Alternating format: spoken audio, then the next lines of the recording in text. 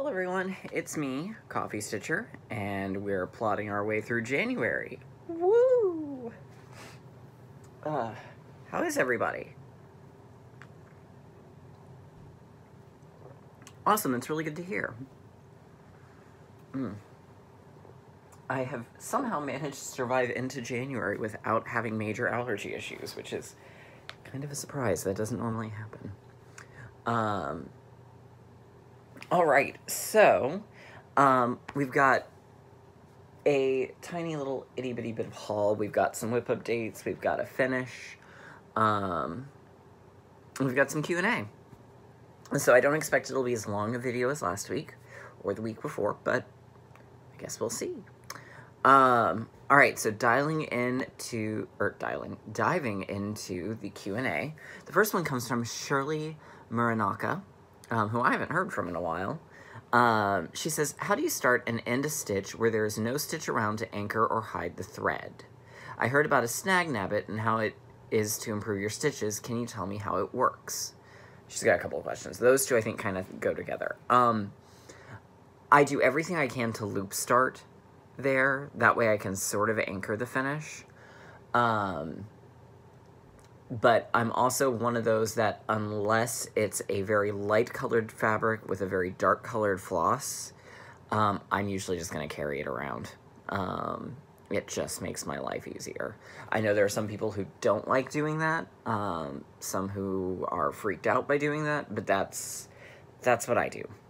I don't own a snag nabbit. I have heard good things about them, but I don't own one. So unfortunately, I can't tell you much more than that. Then she also asked, have I heard about the new Etoile thread from DMC? How is it different than regular DMC? And I did do a review of it. Let me grab one real quick.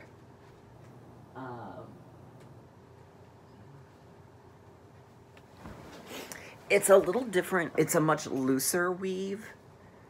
It's still 6 strands, but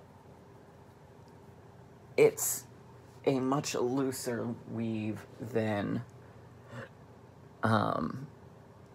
traditional DMC. I find that it's very similar to like the Silk Lame braid by Rainbow Gallery. It's a very subtle sparkle. I don't know how well that's showing here, but it is a very subtle sparkle.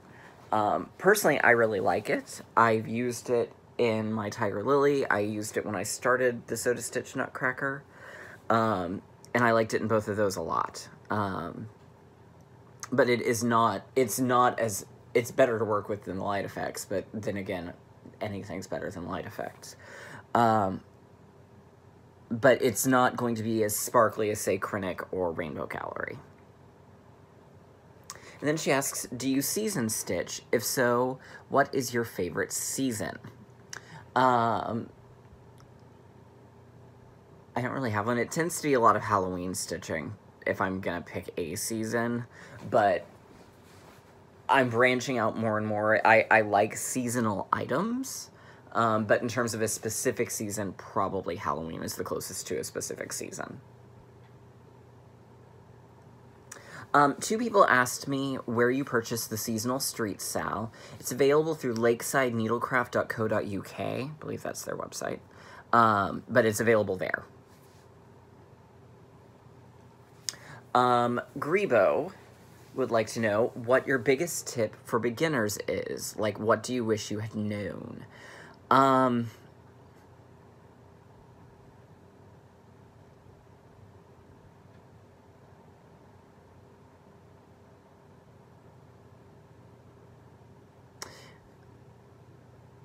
I don't really know.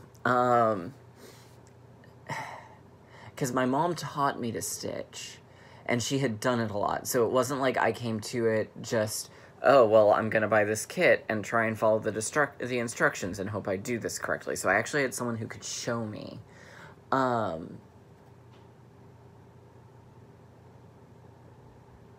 So I don't know. I don't have a good answer for that. My biggest tip would be have fun with it. If you're not enjoying it, you don't have to keep stitching on it. Yeah, that's probably the closest thing I've got. Let's see.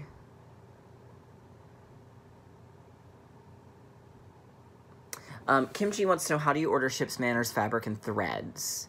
From his website, it's shipsmanner.com. And he has all sorts of fabric and such there. So, but that's where, just from his website.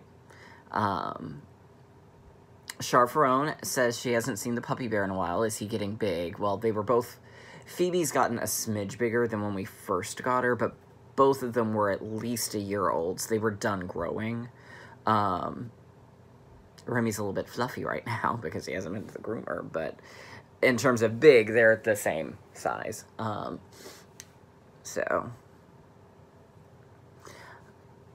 Gentle Stitcher asks, do you know if a size 15 bead would work on higher count fabric if you were stitching over 1 versus 2 threads?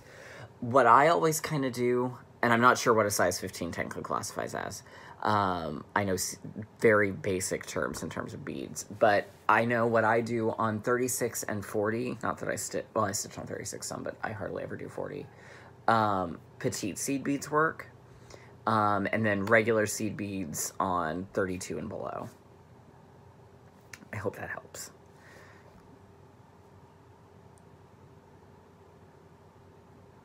All right, so that is, that's our Q&A for the day. So the little bit of haul is one that I ordered before the new year began, but it was on back order.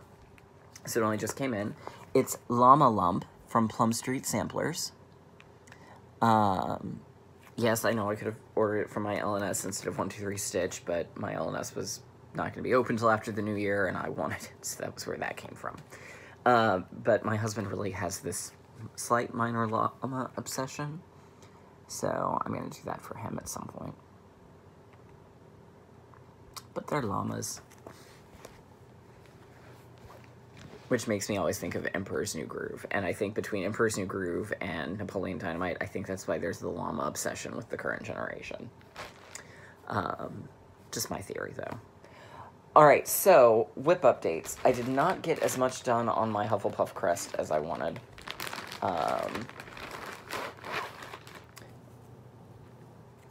So that's where I'm at on that. So we're going to keep on trucking along on it.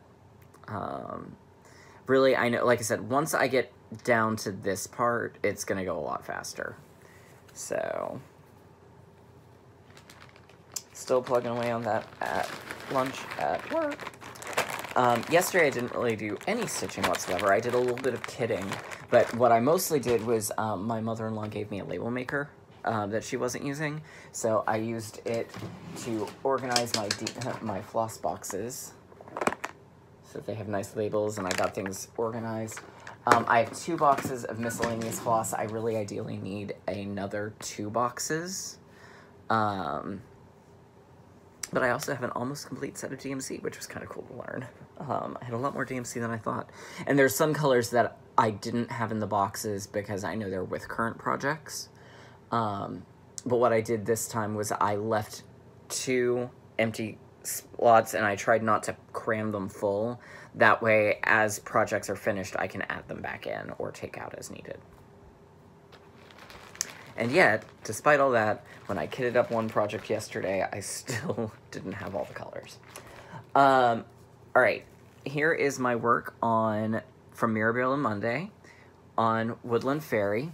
So I got all of the light pink done, and I got all of this color done. So tomorrow we'll pick back up with that. So I did not do as much on Giant Harry Potter. I did do my one day. I did finish out Wingardium Leviosa.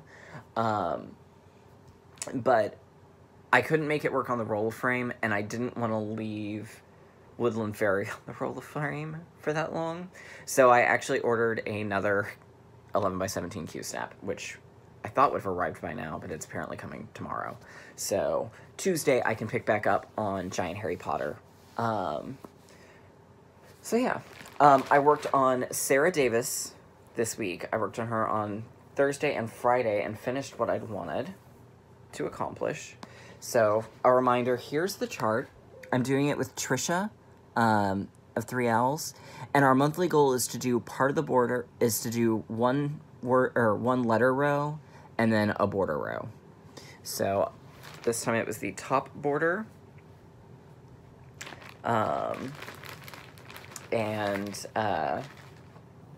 the first full row of letters. So I did this with the top border. These are all on Color and Cotton fabric, or floss. It's using a one-off dye from Under the Sea Fabrics. It was a color she discontinued, and I asked her, because I was afraid it would be too dark. It was a gray. I was afraid it would be too dark, so I asked her to dye it lighter, and it came out purple. So I call this my Lisa Frank conversion. So Festival is the top row, Passion Fruit is the next row. So I had a lot of fun working on that. I will finish this little corner of the border when I come down to do these. I'll just do that all at once, and I'll obviously work more border there. But, yeah, so there we go. So we're doing that, which that means there are 1, 2, 3, 4, 5, 6, 7. We'll probably split that one into 2 months, maybe 8, 9, 10, 11, 12, and then probably that bottom one will be its own month. So there's essentially, it's going to take us about a year to realistically finish. So I think it may actually have been part of my Stitch 9 challenge, but I don't remember. I need to go back and look at my Stitch 9. I can do that just real quick. Where's my Instagram? On my tablet. Later. Remind me later. Instagram. I hate Instagram on the tablet. It's so weird. Oh, let's maybe log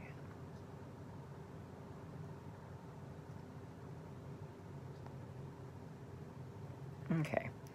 So, Woodland Fairy, Seasonal Streets, The Fairy Tale Sal, The Hufflepuff Crest, Oz Quaker, Giant Harry Potter, Longfellow, the William Morris tea tray, Tiger Lily. Those are my, so that one's not in my Stitch 9. But I have already finished one of my Stitch 9 challenges. This was a big finish too. I finished Tiger Lily. So there she is. She is on 32 count dried sage by Color and Cotton. I didn't do all of the feathers. I had trouble cutting the feathers, and after like my 4th attempt, I said, you know what, forget about it. So I did the little bit that was really kind of needed. This is my first time working with ribbon on a project, so that was interesting, to say the least. Getting that figured out. But it was a lot of fun. It was also my first time attaching a little bit of parchment paper to a fabric project. So, a lot of firsts on this one. I really love how the Dreamcatcher turned out. I had a lot of fun doing this one. So, there she is in all her glory. This was number 10, I think. She was either number 9 or number 10 in the Dress Up Princesses from Brooks Books. So, and I'm all set to go. Well, I started kitting up Aurora last night. I still need a couple more colors of floss, and I've got to figure out a fabric. And then all the little extra accoutrement. So, not starting her yet, but she'll be the next one that I do. So, yeah. So this week, I've got still to go. I've got Longfellow's Round Tower to work on. I've got Paradise Lost, and I've got Year in Celebration. Which, considering that it's only the 13th,